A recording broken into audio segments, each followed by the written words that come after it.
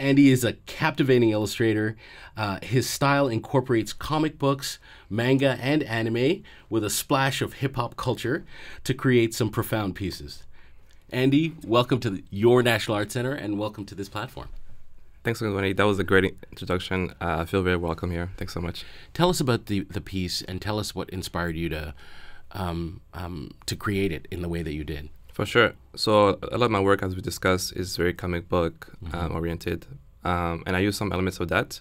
But for this piece, because it was Black History Month, I wanted to make it a bit more personal and sort of like have it be a reflection of myself.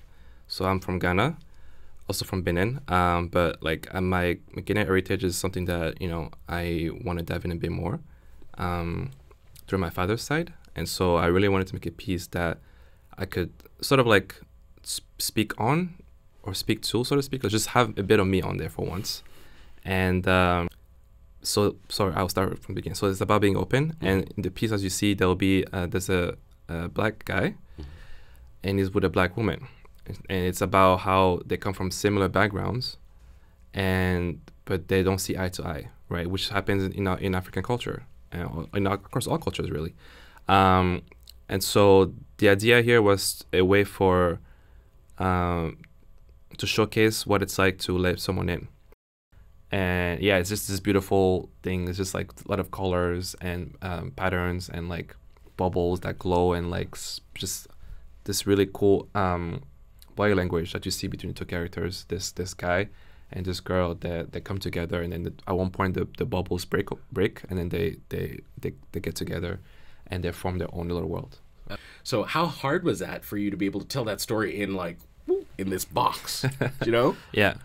And that was also a bit of the challenge at first. I wanted to make it meaningful.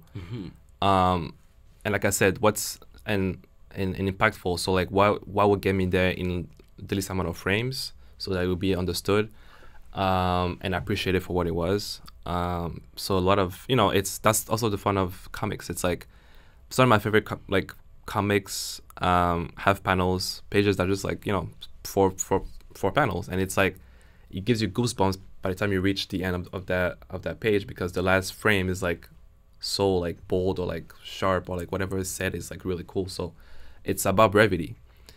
Like I live in the area, right? I live in downtown Ottawa, so I see the Lantern quite often, and I always loved the visuals of it.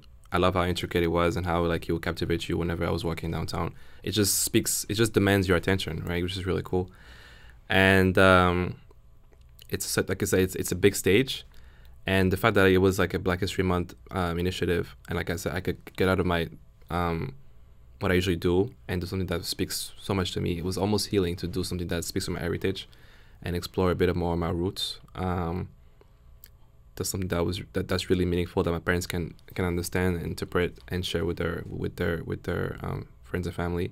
Anything else that you want to share with the audience about what Black History Month means to you? While we have the moment, while we have the month, it's great to, you know, I invite everyone to just really dive into all the events that are happening. Check out Ottawa Tourism website, check out the NSC, the programming, everything happening in the city. Really get involved into Black arts, because, you know, it's beautiful, right? And there's also this really cool movement, there's Afrofuturism. It'll blow your mind. There's so many layers to it. There's poetry, there's dance, there's so many different things. It's staggering how much involvement we've done in the art scene. Yeah. And to really check, like, if you appreciate a movie or a show or production, look into the creators that were involved in that, because check out their other works. You know, that's how you can support creatives. It's just to follow the work, see what else they got coming up next, whether or not they're supported by a big entity, right? Some projects might be more personal to them, and they may not have the right feedback or funding, I should say, to make it big, but it should still be explored, appreciated, shared. And so yeah, this is what it means to me. It's just a moment for you to really reflect on Black lives.